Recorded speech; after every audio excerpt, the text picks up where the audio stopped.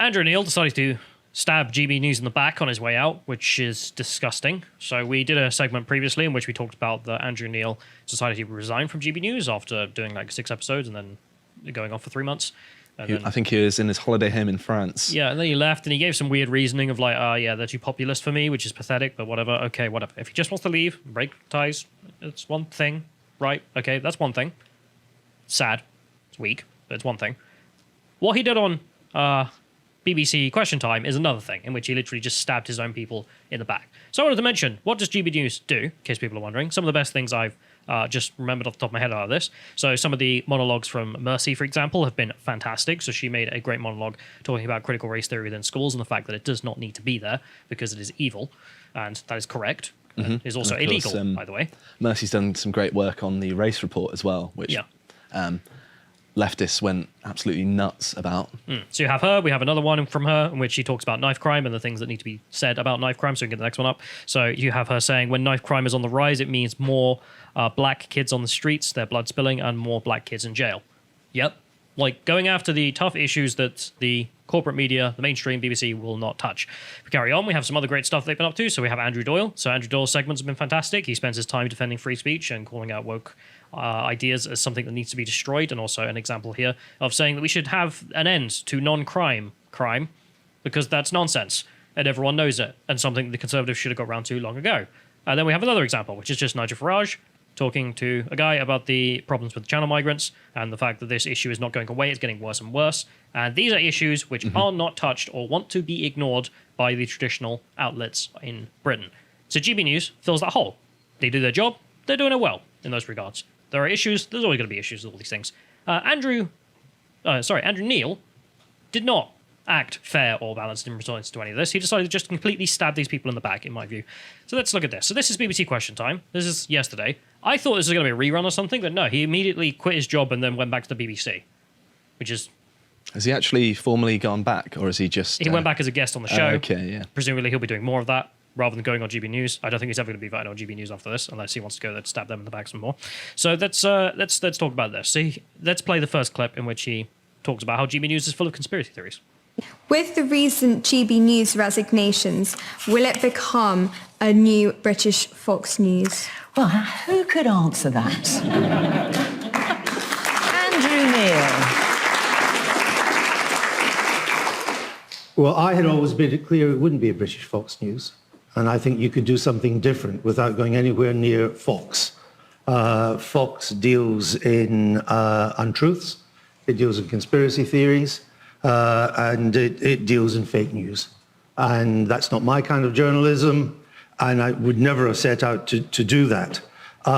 Is that why you've left? I'll let you draw your own conclusions as to why I'm here tonight and not with GB News on that. No, hang on, Andrew, you're not going to get off that lightly. Well, I wasn't expecting to. No. So very smugly, very not going to address it openly. But he's like, yeah, Fox News, that's all fake news, conspiracy theory nonsense. And if they want to do that, that's up to GB News. Also, I've left GB News. Right, so you're calling GB News conspiracy theory written fake news. I mean, it's thinly veiled, isn't it? Where he's trying to be like, well, I'm not going to call them any names, but also Fox News is like this and they want to be more like this. Yep. I mean, why not just say it? Why not be explicit about what your opinions are? Why not have some balls about it, at least? Like, it's very pathetic. But the other part there of just being, name it. Like, name the conspiracy theories GB News is engaged in, or Fox News, or, just name the things. Why just throw around these abstract concepts of they're bad? And why they're bad? What's the problem with them? Trying to keep conservatism together. Some of the few forces in the West trying to do that. And yeah, they're the bad guys here. Right. Okay. So then we move on to her asking, well, you're not going to get off that easily. Why did you leave? And he gives his reasons for leaving. So let's play.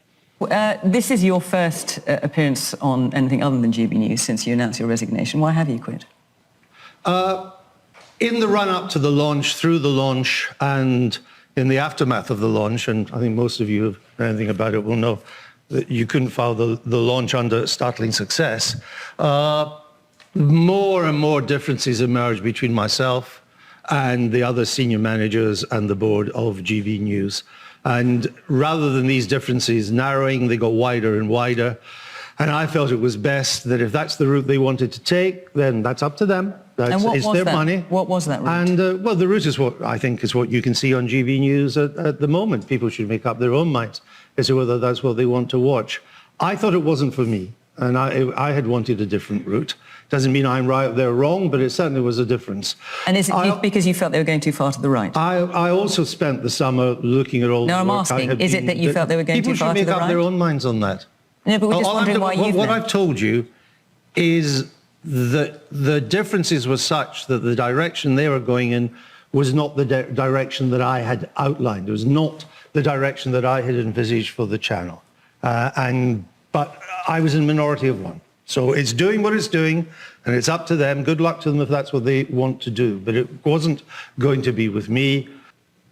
I really dislike this vague language he uses on purpose. I know it's so much worse, the fact that he was someone who would go very hard on politicians and ask them difficult questions and be insistent. Gets the point. And now he's becoming the very politicians that he seemed to dislike when he was interviewing them. The way he's acting. Yeah, he's But we can read through the lines, obviously, and he gives the point that the senior board wanted something and he didn't want to be part of that. What do they want?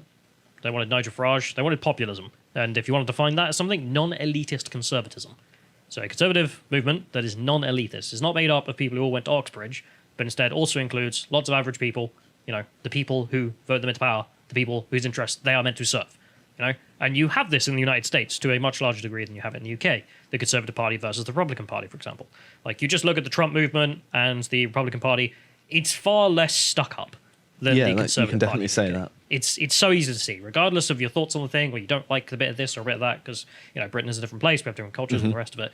The Republican Party is not the stuck-up nature that the Conservative Party does here. I mean, one of the defining features of Trump was that he never acted holier than thou, did he? He wasn't acting as if, I'm better than the people who vote for me. He explicitly said, you're great people. And amazingly, he can do that in a gold chair in a gold-plated room, and it still makes sense because the intent and the message behind his movement and his words are there. And also, who doesn't want to be that guy, Anyway, so there's that. And so he left, and he says pretty much explicitly here, even though he's trying to get around the point by not saying it, which is that they wanted people like Nigel Farage to be involved. They wanted the, let's say, rightists of the UK, who are not the prim and proper types who become government ministers, to be involved.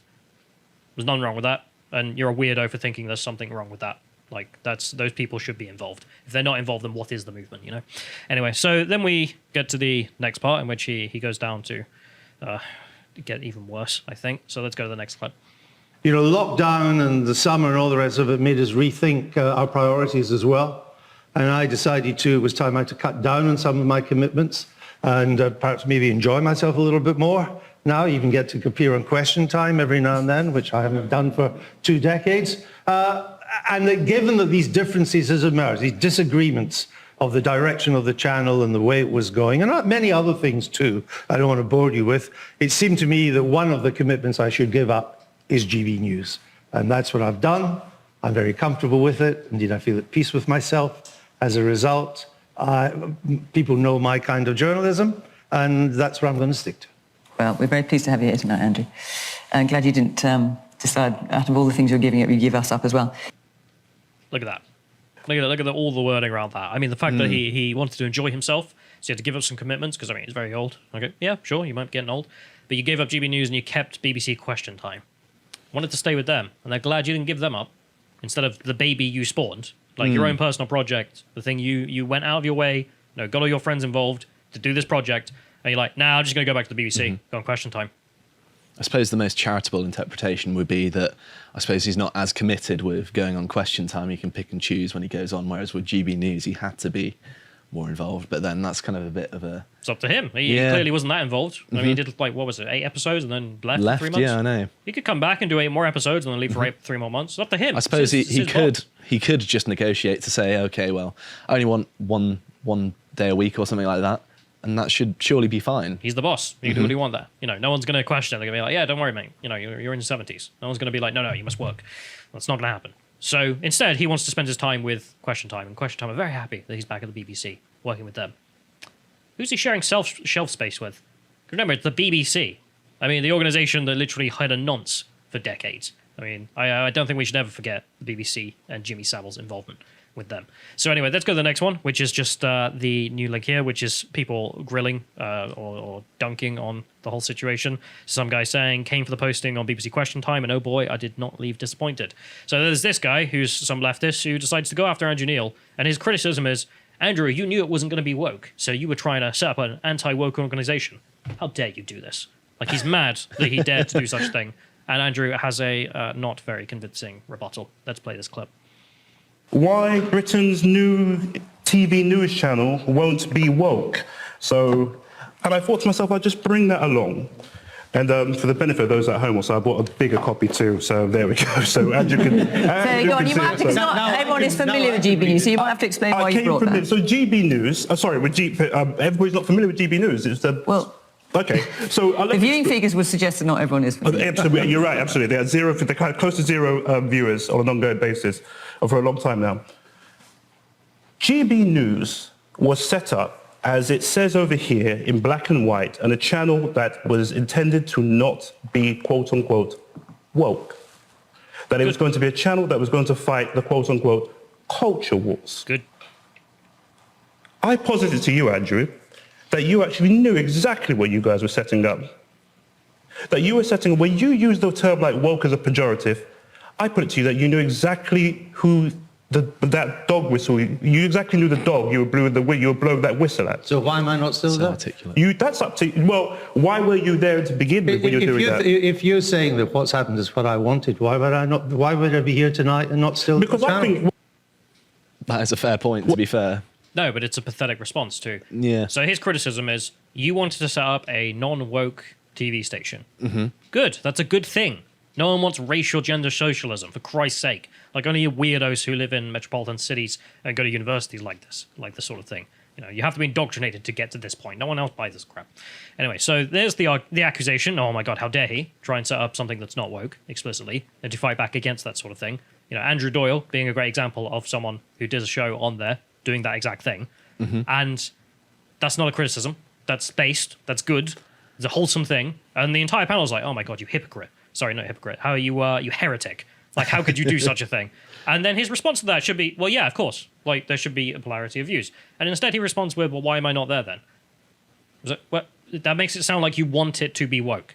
That you are upset that it's not woke. Like, yeah, I know what you mean. Weird. Yeah, I didn't really think about it like that, but I suppose you could infer it that, yeah, we set it up explicitly to be anti-woke, right? Yeah. And then he's left. Andrew, you set it up to be anti-woke. That's very bad. Don't worry, I've left. What? Like, no, based, double down. That's the point. If you actually cared about this project, if you actually cared about the idea of fighting back against these leftists, but instead he just capitulates on it, and it's just sad. They're like, how dare you say woke is bad? And he's like, oh, don't worry, I repent, I left. Embarrassing, utter embarrassing. Anyway, so let's go to the final clip in which you have him then saying this, and in response, the entire panel just spent the entire rest of the time talking about this, just dunking on GB News as GB News bad. Why? Because it's a heretic. It's an organization that is not woke. It is not part of the elitist types. Let's continue with this clip. what GB News did represent is the exact same thing that Fox News represented, which was for the purpose of re-mainstreaming and maintaining almost a cocktail of bigotries within our nation under the quote-unquote term woke. And it's good to see that Andrew's left it, but it's sad to see that Andrew's actually has thrown his considerable pearl to this swine of an outfit. Will it become a British Fox News? Is that something you'd like to see? Well, look, I don't know what it's going to become. I've stopped watching it after Andrew stopped his show, frankly. I don't know where GB News goes. I'm not sure I massively care, but I think that what the problem is... In my view, we don't need so a annoying, channel that spreads dissent and hatred, that creates division within our communities. We don't need a channel that insults and ridicules. But too often we seem to defend hatred, abuse and division in the name of, and again, it's a trite cliche that's used too lazily. We call it free speech.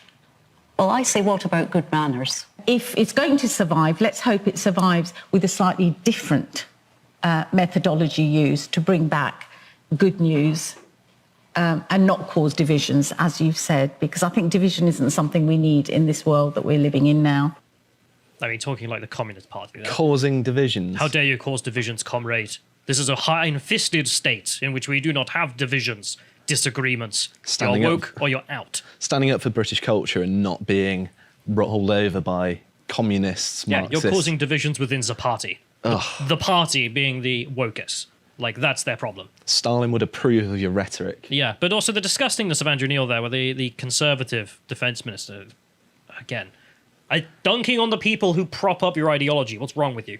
Anyway, so then this guy is dunking on GB News, being like, I don't watch it anymore, and I don't really care what happens to it. And you can see Andrew Neil begin to laugh in response to that, in agreement. And it's just like, wow, okay. Like, these are your people, are they? These are the people you want to hang out with. These are the people who are far more better than those damn dirty populists like Nigel Farage or, I don't know, Andrew Doyle or Mercy. Like, these people are way better than them, are they? No, these people are awful. He's trying to ingratiate himself with people who are making fun of him as well, and he's just happy to take it. Like, all those people on that panel hate you, hate your ideology, hate everything you do. They want Britain destroyed. And then you have GB News guys who are just doing the good work, okay? You can say they have a problem here, a problem there. Nothing compared to the panel you have there as a counterexample. And he's like, yeah, no, these are my people. I'm not hanging out with those ones. The dirty populists. I want to hang out with these people, these elitists. But, like, we don't need division within the party. Pathetic. Utterly pathetic. It's just sad. And them saying, oh, it's a cocktail of bigotry as well. Like, I've watched lots of their coverage. I mean, I don't know whether they have, apparently. I mean, it seems perfectly level-headed and reasonable to me. How anyone can be like, yeah, well, it's just an outlet for leftists. racist. They don't watch anything. They just say that the right is bad. Why, you ever read anything or watched anything they do? They don't know. Why would they? They're just like, no, it's bad. Why would I watch that? That would make me bad. Anyway. But also the point is just like the other people, like all of the people involved who he got together to do this project and are still doing it and doing the good work, these people gave up their time and talent to work with Andrew Neil, and he then went on Question Time to hang out with a bunch of people and stab them in the back. It's bad enough that he decided, I'm just going to do 8 shows and then leave. Whatever. You know, wants to part ways. Whatever. But then to go on The Enemy, the BBC, and then to stab him in the back and say that, yeah, it's horrible. Oh, it's dying. Oh, I'm glad about that. You know, cheeky smile. You know, the other people slagging it off constantly, and he's like, yeah, that's great. No, I'm sorry. There is no redemption for that. That is a horrible individual to the friends who gave up their time and talent to help him create a project that he then just waltzed off from and then wants it buried. It's just disgusting. Anyway, so moving on from that, there's some other changes, let's say, in the media sphere of the UK that are going on. So everyone was wondering, as Carl mentioned before, which is where's Piers Morgan in all this? Because he stormed off Good Morning Britain. Why did he not go over to GB News? Apparently, he signed up with Rupert Murdoch at News Corp to set up something else. Piers Morgan signs deal with News Corp and Fox News Media for global TV show to air on Talk TV in the UK. I've not heard of it. Fox Nation for US audiences on Sky News Australia. So I think Talk TV is meant to be Talk Radio's like TV equivalent. At least I think so. So this is Rupert Murdoch back. Rupert Murdoch being the guy who owns News Corp and then Fox News Australia. So, you know, that kind of thing. Fine, that's a thing. But again, it's like, well, what's wrong with the GB News guys? And it makes me wonder, like, what's the bigotry about here? Anyway, moving on from this. So if we mention Piers Morgan, I have to mention the fact that I don't really have any respect for this guy either. I'm on top of the myriad of other problems with the guy. This is one that I think gets shoved by the wayside too much, which is he is literal fake news. Like, he literally got fired for making fake news. So we have the example here from the Daily Mirror. He used to be the editor of the Daily Mirror, communist outlet, socialist paper, and they published images of what they claimed to be British soldiers denigrating Iraqis. Turns out those images were taken in northwest England. They were staged. They were literally just faked.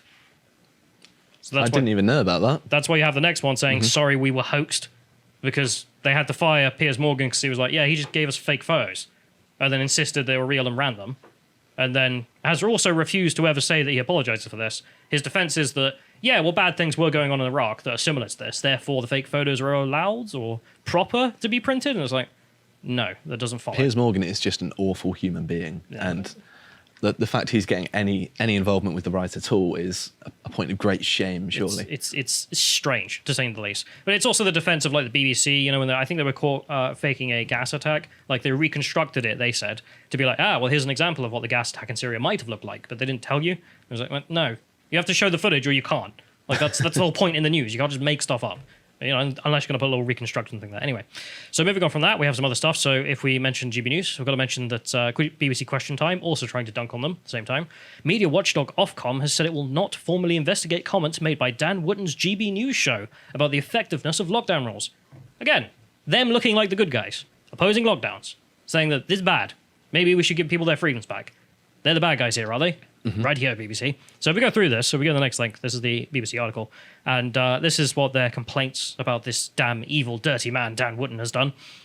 Wootton called for restrictions to end and encouraged viewers to push back against doomsday scientists on the channel's opening night, 13th of June. What a bad man. How dare he? How dare he say that locking down the entire country isn't proportionate? Evil.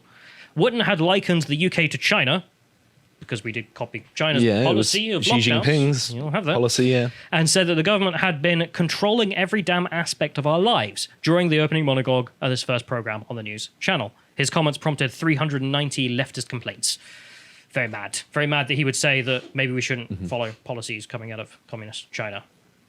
I mean, evil man. Isn't this just a hit piece by the BBC? This is like a taxpayer-funded hit piece on GB News. Oh, of course, because they're the competition. You know, they're making the point that you don't need to pay for the BBC It's anymore. so transparent, though, isn't it? It's just like, yeah, we're going to target this, even though Ofcom's chosen not even to investigate. So what's really the story there? But You're anyway, just drawing attention. Ofcom did say the right thing, and Ofcom spokeswoman said, our rules allow for rigorous debate around the response to coronavirus, consistent with the right to free expression. I love that. Even Ofcom's like, Jesus Christ, guys.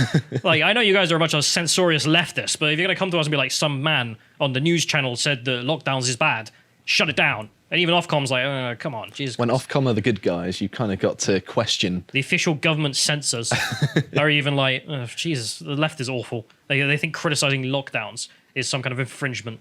But anyway, yeah, that's the state of it. And I'm embarrassed by Andrew Neil. I think he should feel embarrassed. And people who gave up their time and talent to work for GB News and are still doing it, and it will continue without him, of course, because, well, if he's going to leave, that's his problem. Yeah, they should feel rightly miffed about him deciding to stab them in the back on public TV on the enemy station. Let's be frank about it. GB News should carry on doing its good work, to be honest. Yeah, I mean, Mercy, without him. Andrew Doyle, Farage, many others. I can't remember all the names off the top of my head, but they're all doing great work and good lads. Keep it up. If you enjoyed that segment from the podcast The Lotus Eaters, you can go to lotuseaters.com to get access to the full premium content we have on the site. Yeah, we've got some really good stuff. Like podcasts, we can't really put up on YouTube or other public domains because we're dealing with sensitive subjects and we don't want to be misconstrued in what we're saying here. The most recent one I've done is the Progressing to Destruction podcast, which is talking about the actual impact of immigration on the United Kingdom. There are lots of progressive arguments on how the ethnic diversity of the restaurants that you're enjoying has nothing but positive results for the United Kingdom, and that's not true, and we can actually see some of the consequences of this. And so I go through that in detail. We also have our regular series, such as the Epochs of the Lotus Eaters, where we talk about history, myself and Bo Dade. With this particular one I really enjoyed because it's talking about the Battle of Tunis and why leadership matters, because this was in the First Punic War, where Carthage is losing horrifically to the Romans, and they can't understand why, because there's nothing wrong with their navy, there's nothing wrong with their army. Turns out it was all about the leadership, and all it took was one Spartan general to come and turn the entire thing around, and that was a fantastic episode. I really enjoyed doing that. And we also have the Contemplation series that Josh and Hugo do. This is really interesting, where they just take an interesting subject and go through it in meticulous detail. This particular episode is the science of conformity, and you may well have seen lots of people still wearing their masks in the UK and elsewhere, even though you don't have to. And this goes into why psychology shows that people happen to do this kind of thing. We also have lots of premium articles, again, dealing with subjects that often are not something that you can adequately have a conversation with a bad faith actor. This particular one is free speech and the trope of gay parenthood, which on the, immediately you think, okay, this is going to be politically incorrect in some way, but it's not really. It's actually a very delicate article expressing concern that this is yet another subject where the results aren't in, we don't know what the consequences of this are, and yet we're still not allowed to question the premise. And it's because of the current political environment that we're in. Also, there are lots of other just very interesting and informative articles, such as one by Hugo about how overpopulation isn't real. It's not a real thing. And yet we're constantly told that it is. But the Earth is enormous. And it turns out it can hold billions more humans than we actually have. So, interesting that. And we also have loads of very interesting interviews with people who you may not have heard of, such as Hatton Tash, the lady who was attacked, a Christian lady who was attacked at Speaker's Corner for questioning Islamism. She was stabbed in the head. in very interesting interview with her and various others. You should come to our live events. There's one on the 24th of September and one on the 25th of September. The 25th of September one's probably almost sold out, but there might be a few tickets left. But there are still some for the Friday, where we have special guest Andrew Lawrence, the world's most cancelled comedian, probably, at this point. And certainly in Britain. Goodest boy who didn't do nothing as well. Very much. I'm a big fan of Andrew Lawrence anyway, so I'm really glad that he's going to be our special guest on that day. But we're also going to be having other things. Count Dankula is going to be there, Mark Meakin, which I pronounced correctly this time, and he'll be doing a comedy set. And you're doing a special secret presentation, aren't you? My secret speech. I don't want to leak it yet because the surprise is part of the speech. So, right. Okay. Yeah, it's going to be about immigration policy. So. Right. Okay. And I'll be doing a secret presentation as well, which again I don't want to spoil because it ruins the fun of it, doesn't it? But yeah. So these will be somewhere in South London, secret venue, because you know how leftist activists are. Insufferable. But we will email you the details of where the venue is after you've signed up, obviously, because that way we don't have to make it public, and a bunch of people who don't want to come and just want to stop us from having a live event can't come and shut it down. So you can go to lotus.com and find that, and we will see you there.